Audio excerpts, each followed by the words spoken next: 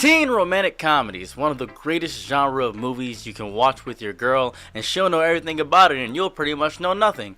And that's exactly the entire experience I had when we were watching through a bunch of them. She showed me The Time Traveler's Wife, which was a pretty good movie. I enjoyed the plot, seems to be an endless loop, really good movie. However, we also saw something different. You see, there's this movie, and it's considered to be the godfather of rom-coms, the pinnacle, the zenith of all rom-com movies. It's called 16 Candles, and if you've never heard of it or seen it, well, good, because it is absolutely horrendous. I gave the movie an honest fair shake, and honestly the movie had me in a bit of a kerfuffle.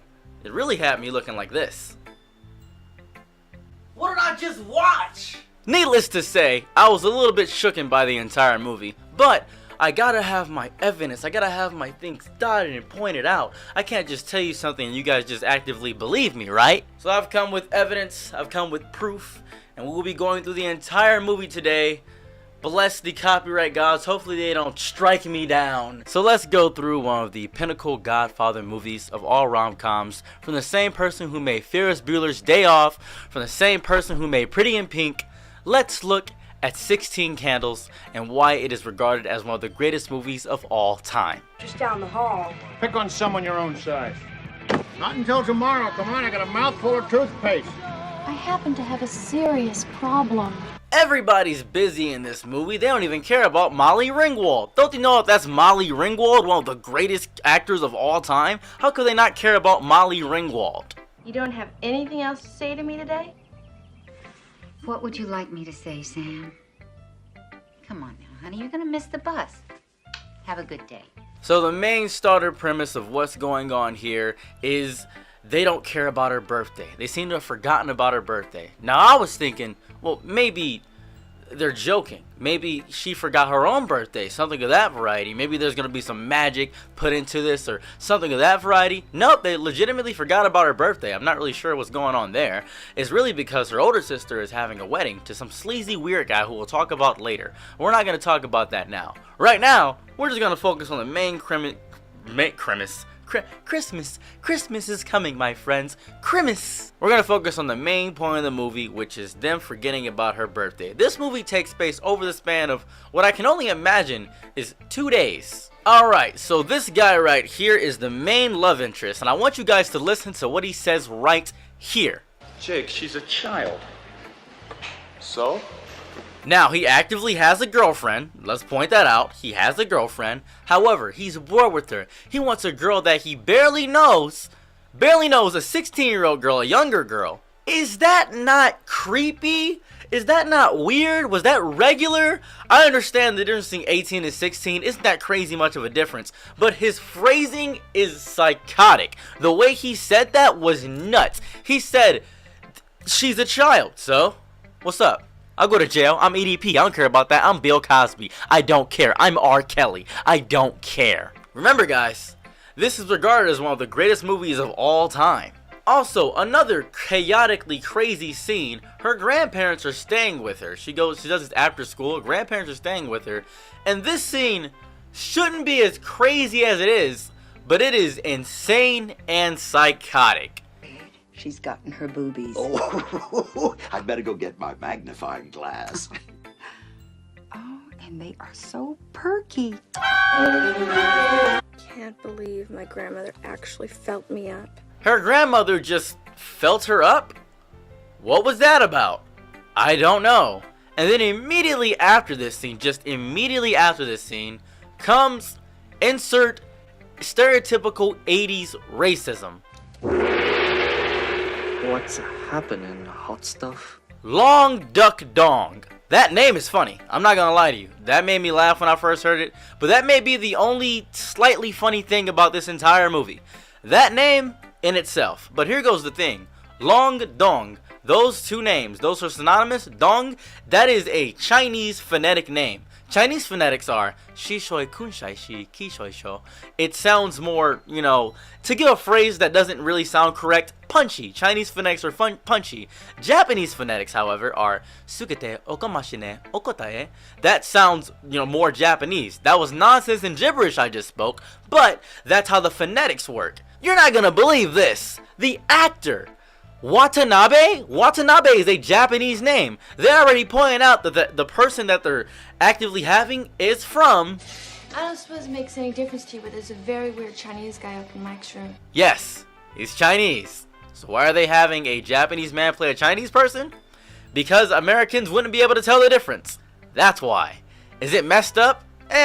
That's really a thing. You can't really get on about that. I'm not gonna harp too much about that point. That seems to be unnecessary nitpicking. But racist Asian stereotype, very damaging. Let's keep moving forward. No one in this whole movie cares about Molly Ringwald. I don't know her name throughout the movie because I don't care, but that actor with the brunette hair is Molly Ringwald. I don't care about anything else. That's the really important factor about the entire movie. No one cares! So, she goes to this party at the end of, after school is going on. It's like a big thing happened at her school. It's for her grade. No one really cares about her life. No one really cares. And it's her birthday. Here goes the most psychotic thing, I think, in the entire movie. This geeky dude right here. Talk to her. Talk, dude. I have a relationship with her. He is pushy. He is arrogant. He is not self-aware. He is agitating to deal with. I don't like him. I don't know if he's supposed to be a likable or relatable character. I have no clue. And the reason I don't like him is because initially when he first sees Molly, he tries to get her to dance and kind of forces himself upon her. Even her friends say back off. They say exactly this. Get the hell out of here. Nice manners, babe. She's totally serious, asswipe. Chill. But he just doesn't care at all. He is just actively just worthless to me. I do not like this character at all. Molly is going to the car place, like there's a mechanic shop in the school, and he does this. Hey! Oh, hold on. Wait. Let's not stop there. Not once, but this happens twice. I meant that it's okay that you did it once, but I didn't mean for you to do it again. Yes. One of the greatest movies of all time. Just actively forcing yourself upon a girl. And what baffles me even crazier is that she apologizes for what he did. This is nuts. You know, just now I really felt how much you like me. I'm probably zoning in on my brainwaves or something. Sorry if I embarrassed you. I'm not embarrassed. After that, you know, regular 80s movie hijinks occurs. He ends up somehow getting her panties. I'm not even sure. I feel like I missed something with that entire scene. He ends up getting the panties. Let me borrow your panties for 10 minutes. Apparently, that's one of the scenes that everybody thinks is one of the greatest scenes of all time. It's nuts. Moving past that, the initial party doesn't matter. There's a second party in which the love interest, the guy, has at his house, and his parents are apparently filthy rich, where his girlfriend's just destroying and trashing and destroying the parents' house, and he does not like his girlfriend at all. He doesn't have the courage to just break up with her, like you can just regularly just break up with somebody, but no, he has to do this insane loop in order to make things crazy. Also, another small note, the guy is giving F me eyes to Molly Ringwald the entire movie, and she is not picking up on it because she's just too nervous and embarrassed, which this isn't good acting, and it's not good writing. I don't consider it either. To me, this is horrifyingly bad on both fronts. Oh, before I forget, there's this moment in the movie where Long Duck Dong, he is dancing with a girl with a notoriously large rack. And I want to point this out. He is 30 years old in this movie. Like the actor in itself. I know he's acting as a younger character, and I'll excuse that, but that's just kind of... I looked up the other actor. The other actor is 16. So, just a bit strange, in my opinion. So enough of me being a woke warrior. Let's ignore me being one of those guys. One of those people that just picks apart and nitpicks movies for 1 second. Let's just ignore all of that. Let's just take a step back. Breathe with me.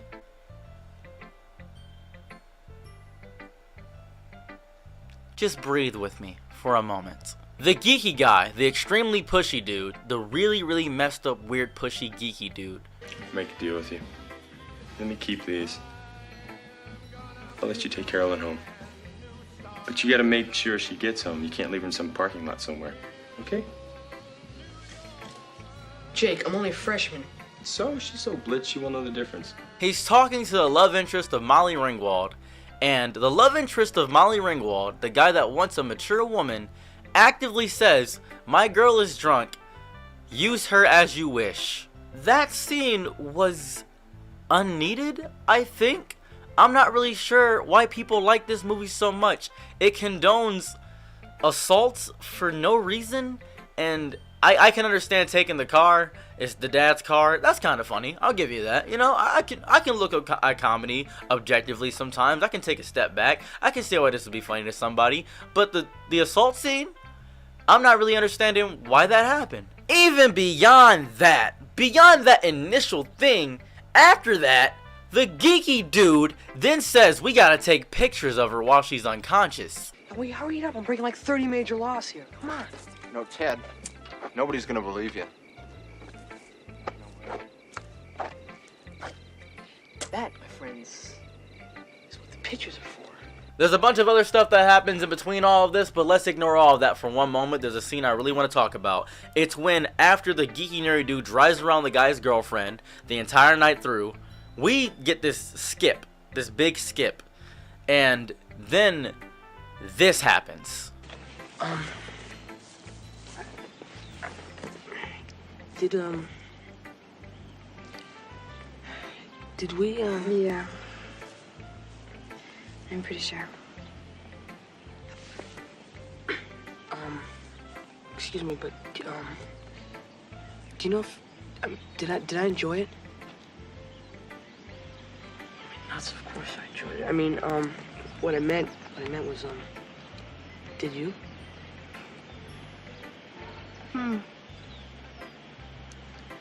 You know, I have this weird feeling I did.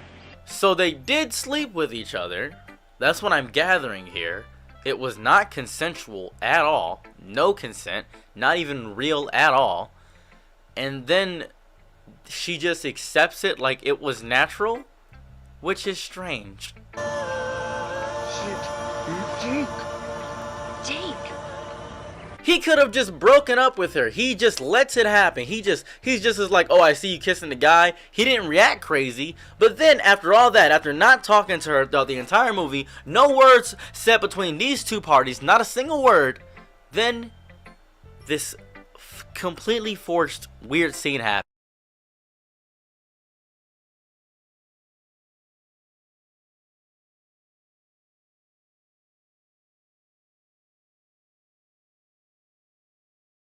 Of the century, greatest movie of all time. People consider this to be the peak of everything, but that's just me nitpicking each part. Now, I'd like to talk about this from an outsider's perspective. Let's get my wife. So naturally, I do not like to just be the only opinion. I feel like I look at things in an echo chamber sometimes. So let's look at what my wife has to say about the movie 16 Candles. How did you feel about the movie? I know that everybody enjoys the movie 16 Candles, and I never understood why. I watched it when I was younger, and I remember watching it and being like, why does everybody love this movie so much? It's very strange. One, the plot doesn't make a lot of sense, and it's just a bad quality movie in general. Two, there's a lot of messed up, like, genuine plot points. Like, this movie would be fucked up if it was satirical. But it's even more fucked up because there's no satire in this movie. Like, they genuinely believe what they made was good. And that confuses me so much. I suggested that we watch the movie because I thought if I watched it again since I was a kid, I might feel differently because I didn't remember what it was about. And after watching it, I still don't understand why people enjoy this movie so much. It's a strange place to be in when I enjoy movies like Blazing Saddles. We just watched Blazing Saddles, and I thought some moments were funny. That's perfectly satirical. And it has the ER word in it, like it has the hard R in it. And that movie is still somehow more tasteful than the entirety of 16 Candles. I don't know how that's possible. This movie was sexist, which is commonplace in the 80s. That's whatever. That's a different time, I'll give you that. However, the blatant, and I mean blatant homophobia, the racism, and then there was the entirety of the whole non-consensual giving away of the girlfriend. That was strange. That made no sense to me. But I've read reviews, and this is the reason why I even made this video. I want you guys to come with me and look at the reviews. I'm just going to have a montage as I'm speaking of the reviews that I've read. And I want you guys to pause the video around this time to read them as I explain why these baffled me so much. As I was going through these reviews, I was seeing if they were earlier, seeing the timeline of some of the reviews, seeing what was going on, seeing why these reviews were being made. Some of them were from 2002, 2007, and around that time, maybe, you know, it was a bit raunchy on television. I can grasp that. But then I saw reviews from 2019 saying this movie is great, and then I saw a review from 2022 saying this is one of their favorite movies of all time. And I don't grasp it. I don't understand what exactly is happening in the course and confines of the human zeitgeist. I might be losing my soul and my mind trying to find some way to make this movie seem or appear to be good, but it is not good. This movie is horrifyingly bad. It's evil. It is an evil movie. And this compared to its contemporaries, Breakfast Club, Ferris Bueller's Day Off, Pretty in Pink, those movies do a great job at being movies, do an amazing job being movies. This movie, however, does a horrible job on every front and every confines. This sucks. This movie just plain sucks. In any case, that's all I gotta say about the movie. If you love this movie when you were growing up, tell me why you love the movie. Tell me why you don't like it. Rewatch the movie. Tell me how you feel about it. I need to know. It was on Netflix when we saw it, and I just wanted to, wanted to see what my girl grew up with, and she explained why she watched it. I just wanted to see the movie because I'm curious about what she showed. She showed me The Time Traveler's Wife. That was great. Even part 2 of that was great. I like those movies, but this one felt wrong. I have been Settles to God, and I'm out. Peace. Bye.